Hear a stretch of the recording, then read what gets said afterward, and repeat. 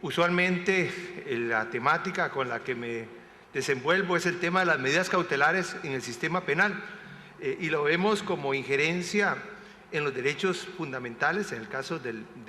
imputado, y limitados por principios como el de presunción de inocencia y de proporcionalidad. Cuando hablamos de medidas cautelares y medidas provisionales ante el sistema interamericano de derechos humanos, es una perspectiva totalmente diferente a esta, porque hablamos más bien, en gran parte, de una forma de tutela de las personas frente al Estado. Se distingue en el sistema interamericano entre las medidas provisionales que puede disponer la Corte Interamericana de Derechos Humanos y las medidas cautelares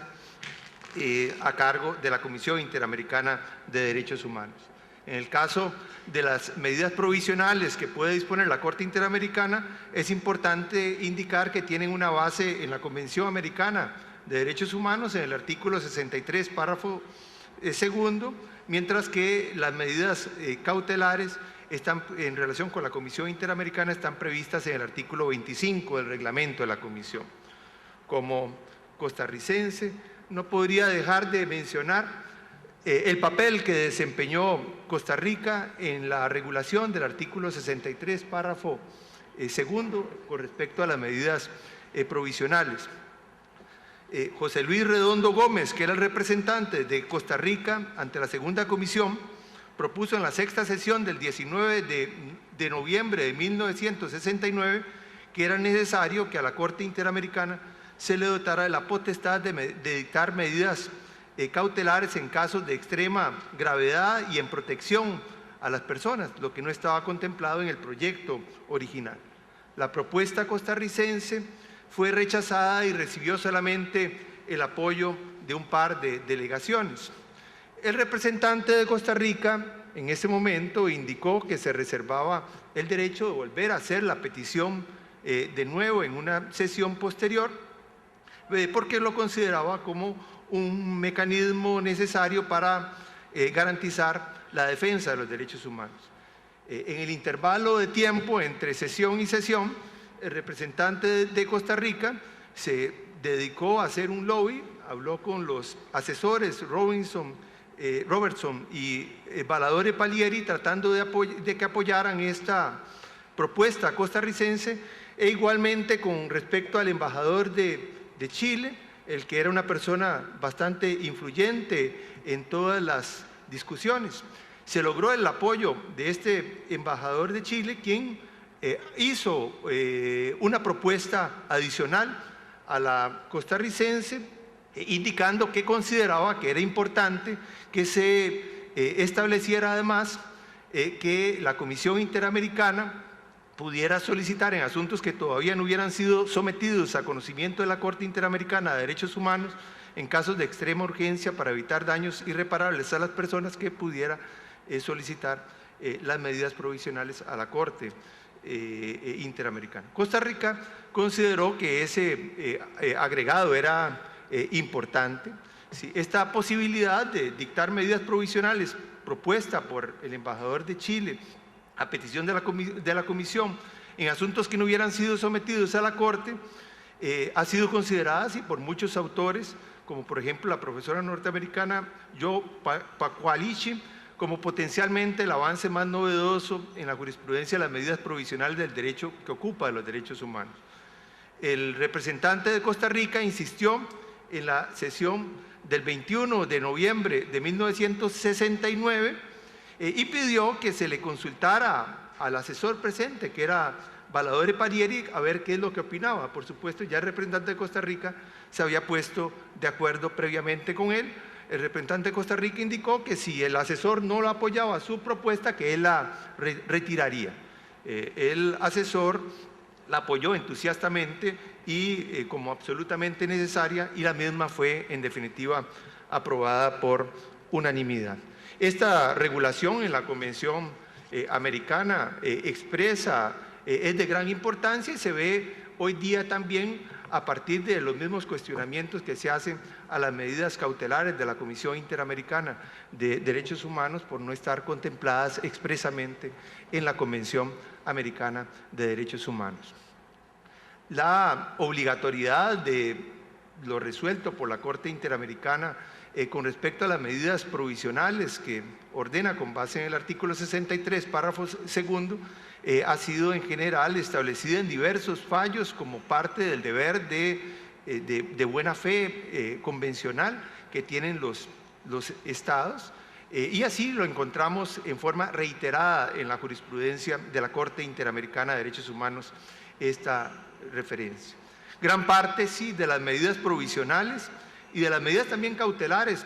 ordenadas por parte, en este caso por la Comisión Interamericana, están relacionadas con respecto a la vida y la integridad corporal de víctimas, testigos, personas ligadas a ellos o bien de personas identificables que forman parte de un colectivo de personas, por ejemplo, organizaciones en defensa de derechos humanos, personas privadas de libertad, grupos indígenas, aunque también encontramos una buena cantidad de medidas relacionadas, por ejemplo, con respecto a la ejecución de la pena de muerte, muchas solicitudes en relación con los Estados Unidos, o con problemas relacionados con el hacinamiento carcelario, uno de los grandes problemas que actualmente se presentan en los diversos países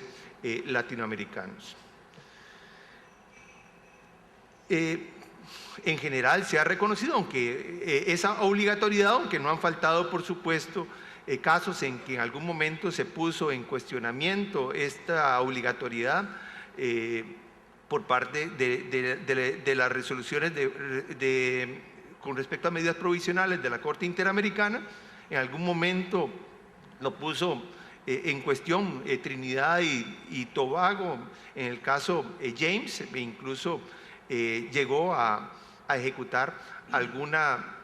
persona que en relación con la pena de muerte se había dispuesto medidas provisionales. Igualmente con respecto, por ejemplo, a una serie de casos relacionados con Venezuela,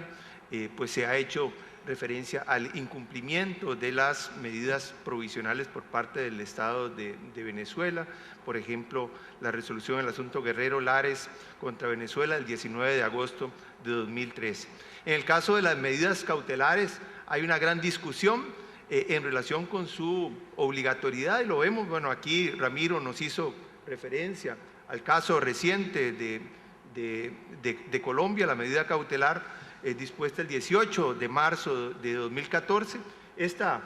discusión de hoy ha tomado una particular relevancia inusitada posiblemente al momento de fijarse la temática, no solo por esta resolución relativa a Colombia y la decisión de Colombia de no cumplir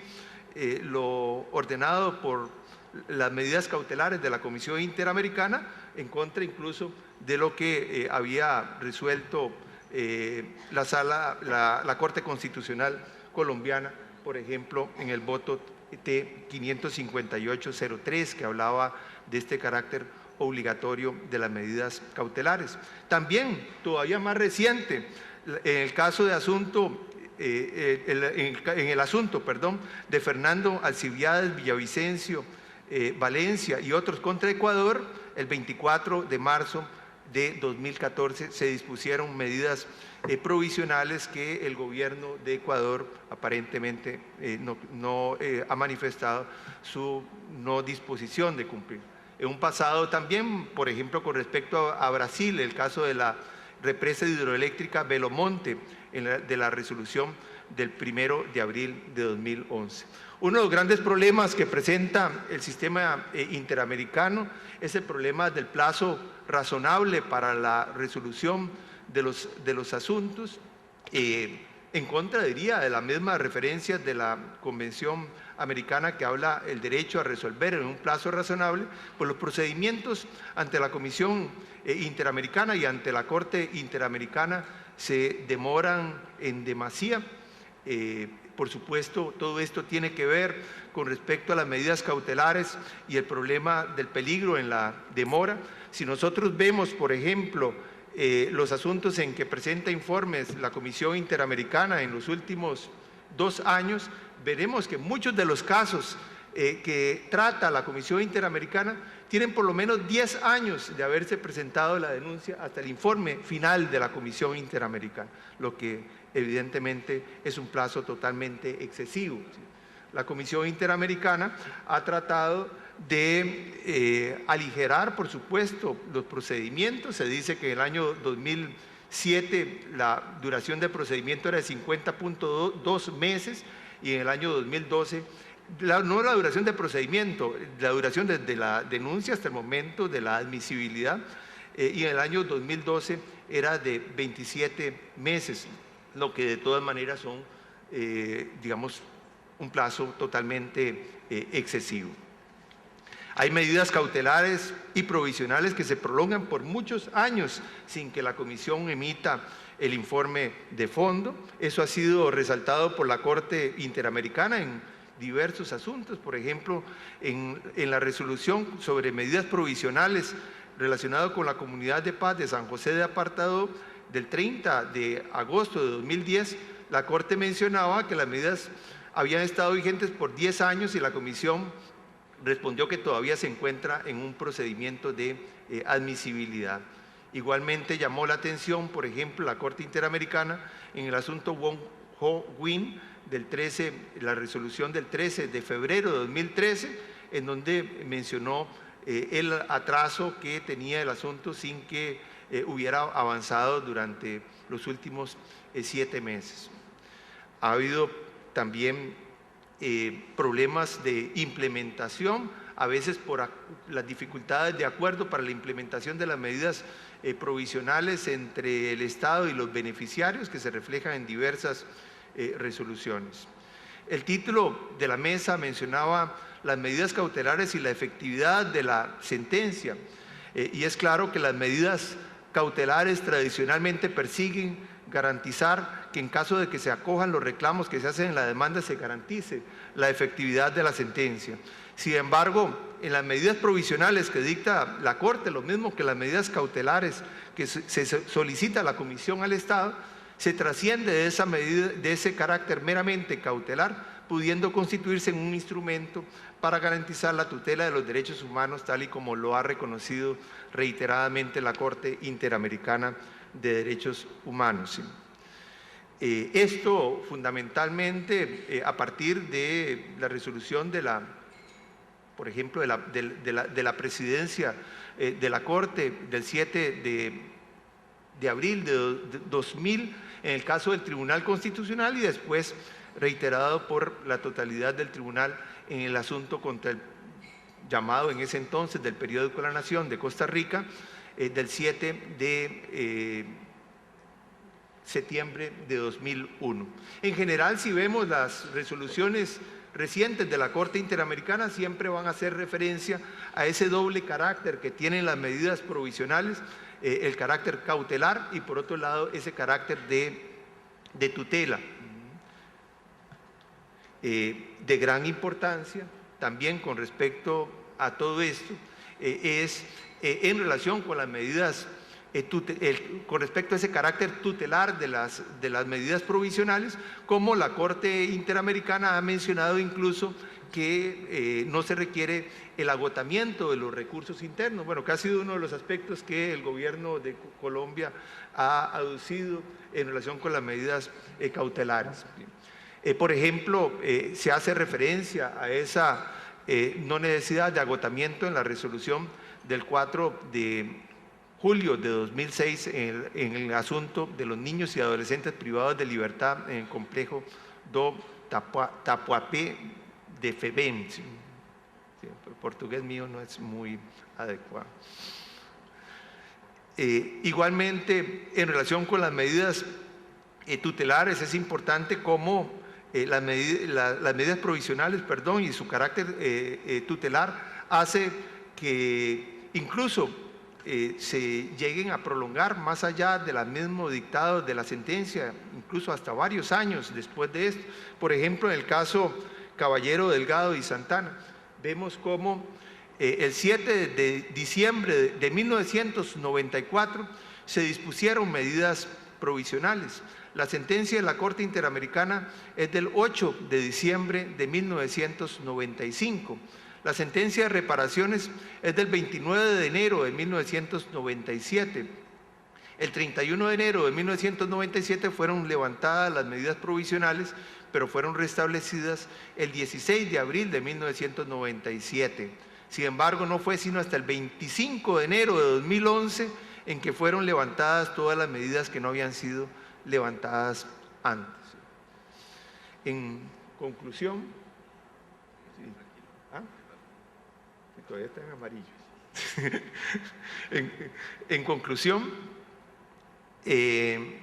las medidas cautelares que se solicitan a los estados por parte de la Comisión